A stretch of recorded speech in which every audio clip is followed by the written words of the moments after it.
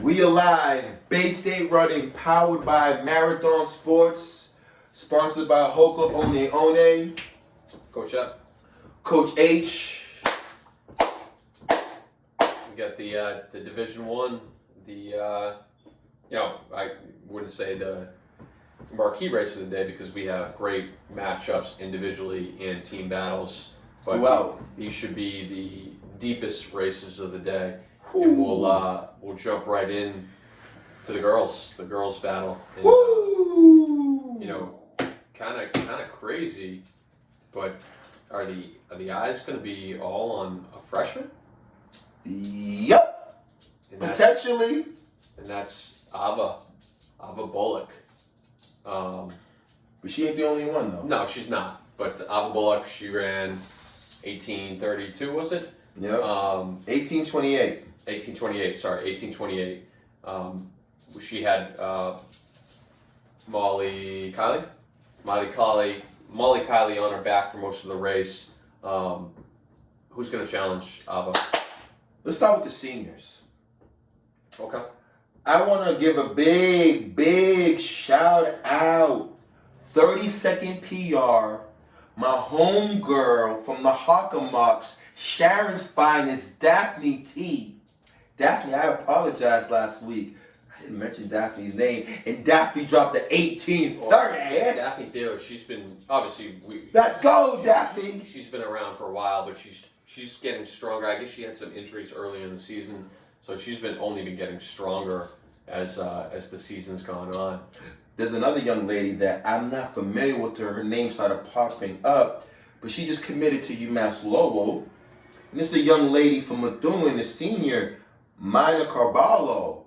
Yeah, she had a big race last week. Second place for Methuen, 18:30. But we're not done though, Coach, because this division is loaded. Well, then you get Lily Jan. I was going to say that. She ran all by herself, the sophomore from Wellesley. Mm-hmm. She's getting healthy in the right time. She had to deal with some injuries as well. Who else can be in that? Obviously, Molly Kiley, she didn't have the best end of the race the other day, but she could bounce back. Who else is going to be in that individual talk? Well, we talk about freshmen. We brought up Bullock. But there's a young lady from Plymouth North who's running phenomenal as well, who'll be up there mixing it up. Young lady named Meishi Shriner. Yep. And these individuals that I mentioned, I think as we lead into the team battle, these individuals will be instrumental on winning that and securing the team title. Yeah, I mean, from that D1 race, you also have Elizabeth Latham from Acton Boxborough, the sophomore. She ran 18:38. I said to Coach Trax from Lexington, I can't believe I forgot to mention Clara Fu, obviously I paid for that. She ran 18:43 and ran really well, and who knows, she might even have a better race than her. So I'm not gonna get caught not mentioning her again. Who else? Who else can be in the top 10 mix? Summer in the City, Summer Bergiano, Silver Lake, and a young lady from North Quincy, Selma Booktam, brother of my favorite athlete in the state, sister too. And you gotta say, Lucia Warner and Christina Sullivan seeking to get Brookline as well as Milton some low sticks. Yeah.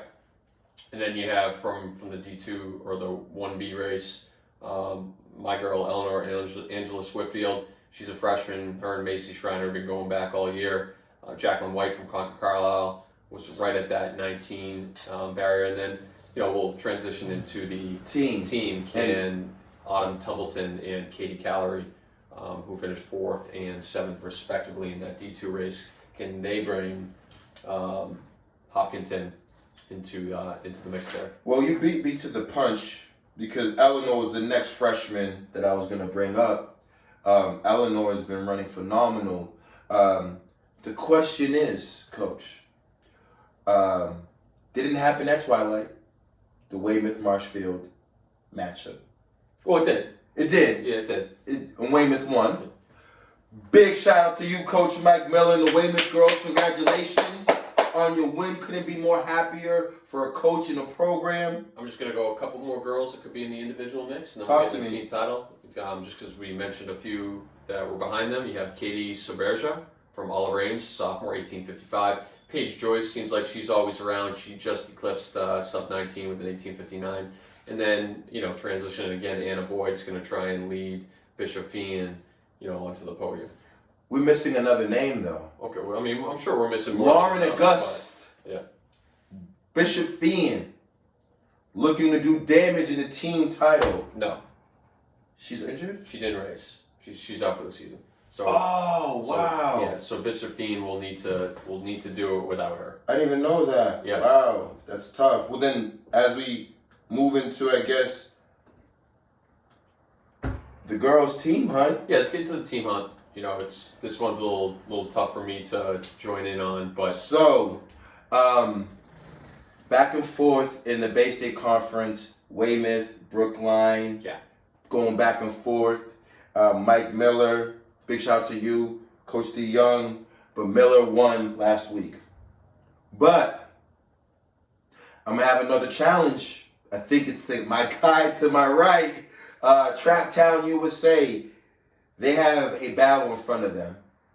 But once I believe if they can handle the waves and control their emotions, I could potentially look at the Marshfield girls first a team title potentially. I mean, Weymouth showed last week that they're the favorites. And Brookline has shown that they can beat Weymouth. And you have other teams in the mix too. We talked about Bishop Fian. Hopkinton raced really well last week. Vivian Can and Newton North girls I was just going to say Newton North was in third last week. Vivian Kane and some girls that have been there before, Kiera Evans, Charlotte Koritz. It's the All-State meet, so you throw out all the other races on the season. And just race. You got to look out for Milton, though. Milton Wildcat girls. Sure. Christina Sullivan, Nora Rogan. Flanto. Milton has that big meet experience. And, you never know about Wellesley. They should be a top 10 contender, and, if they have a good day, they could find their way even further down. It's a tight battle, Anybody that we might have forgotten in the team hunt? Well, we said Marshfield, Weymouth, Bishop Fian, Brookline, Hopkinton, Newton North, Milton, Wellesley, and... Did we say all the names? I was about to just say that. Yeah. I was about to give the Oliver Ames their flowers. They did a fantastic job. Ran phenomenal in the Hawks. Ran phenomenal at divisionals. So keep an eye on the OA girls as well. Arlington, too. Arlington finished third, right behind Hopkinton and Marshfield. We mentioned Wellesley. Concord Carlisle is, always a dangerous team. Even if they didn't finish where they wanted to last week, you can never really count them out. So, usually, we're used to so mentioning in the last 4 years, the CC game. No Concord Carlisle for the first time in 4 or 5 years, but they will be back. What do you mean, no Concord Carlisle? Well, they're moving on. they're moving on, but They're they're All not. States. They're not going to win on Saturday. You just throw some fire under. Well, I believe that Weymouth, Brookline, Marshfield have the pieces. Let's see how everyone races on Saturday. But I'm going to challenge the Rams girls to see what they can do on Saturday. All right, let's move on to the men's race. Woo! We get a repeat race between Woo! Sam Burgess, the junior, and Charlie Tuttle from St. John's Prep. Tuttle brought that race out flying last week. Yep. And Burgess, kind of just hung out until it was time to make his move. Kyler McNatt, Needham, he was close to them for most of the race. Might have faded a little bit at the end, but you got to think Kyler could be in that mix. Shep, I'm not going to agree. You're not going to agree? I'm not going to disagree. Okay. I'm going to state this, that the experience of the Eagles, I know well. Mm-hmm. They have the experience. Well, However, you're not getting it. We're still talking individual here, brother. okay, well, individuals then, Well, I got to give a kid a shout out. We brought up the name, but I got to give these two young men a shout out. We have a little bit of time. over the past 2 years, Coach, I've been trying to run a free clinic in the city, and these two young men have showed up and supported me, and I'm very proud of them and their efforts. So I want to give a big shout out to Sam Burgess and Dave Manfredi. I really appreciate you guys for them showing up and running with my boys this summer. Class act. So they've won already in my eyes because they showed their integrity, their character. Hey man, but Manfredi's running really well right now. He's got well under 16 on that course. Fresh off the presses, we have a commit. It is Pesco season. My main man Drew, from what I'm seeing, is en route to UMass Amherst. So yes, Drew Pesco hasn't had his best race yet. I hope so. I hope not. So I'm rooting Pesco season with a big one, but there's a lot of talent around him. In that D2 race, Justin Eastman got the win in 15:41. Arlington was kind of quiet all season, but we will talk more about them. Logan Tracia looked like he was going to win the race, and he had some trouble at the end, so we'll see if he can bounce back. He still fell and still got up and ran 15:50. Harrison Dow ran well for Carvalho, 15:58. And the other Arlington boy, good 1-2 punch, Adam Boyle went 15:59. So the Arlington boys will definitely be in the talks. Anybody else you want to mention that might be top 10, top 15 caliber? Yeah, well, one of my favorite athletes in the state, my main man, Hatem. What's up? North Quincy in the house. With a name like that, he's just a winner. I'm just like, yeah, we got to give some love to Patrick Keeley, Bishop Ian. He won his race in 15:54 with a pretty good race plan. I talked about Ryan Leslie, the sophomore from Billerica. I feel like he's 16:03. He's just getting started. Gould, Chris Gould. If anyone that can do it is Prince and Cody, the Cambridge coaches. So keep an eye out for Chris Gould to go sub 16 this week and have a monster race. But Freddie Coleman, Methuen, he should be in the mix. Yep. Alex Peterson from Brookline. Yep. That's a good amount of guys that we mentioned. It's time to move into the team battle. To where it matters. So Brookline edged out Prep. That was the main story this past weekend. Yep. And I feel like it could go any way, and the Prep might be able to turn the tables, or Brookline could hold them off again. Is there anybody that can challenge Brookline and St. John's? Yeah.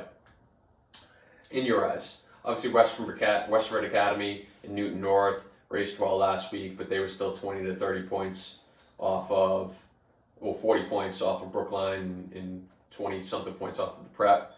Same with Newton North. Newton North led by Tyler Tubbin.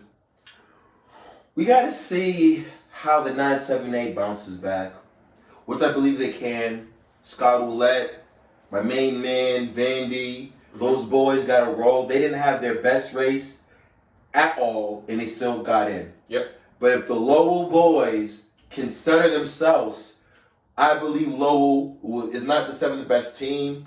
They will move further up. How about Arlington with that 1-2 punch of Justin Easton? So, well, first and foremost, Justin Eastman, big shout out to him. Justin had an amazing day at the Middlesex, comes back, wins the divisional meet.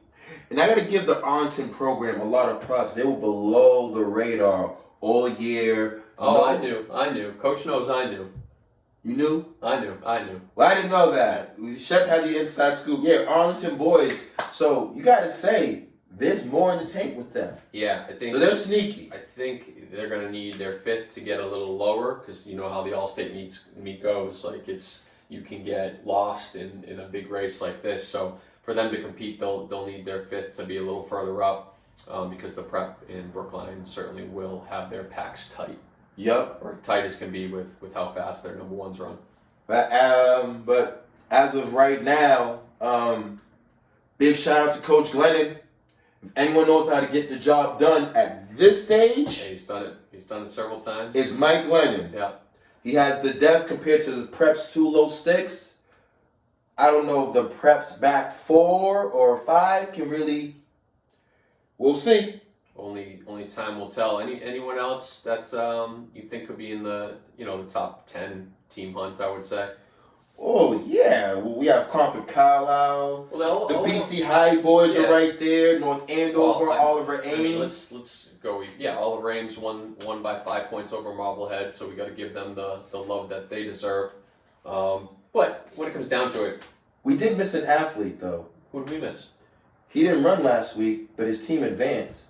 So does my main man CJ get another chance to rip one? Yeah, he was leading after 3K, and then haven't got the scoop on what might have happened. So his team advanced, so that means he can run. So if he's healthy and it wasn't too big of a scare, we should see him right in the mix. I believe he ran 15:27. Yes, or right around there at state coaches. So and maybe that brings the Catholic boys up even further. Oh yeah, Catholic Conference had a major year this year. BC High, St. John, CM. Yep. So Phenomenal. that is our Division 1 All-State preview. Looking forward to getting started. 10 a.m. Division 1 boys race, 10:45 Division girls, and then we'll move into the afternoon with D2 and D3. Shoot out. Going to be some great races. We will see everybody at Rentham on Saturday.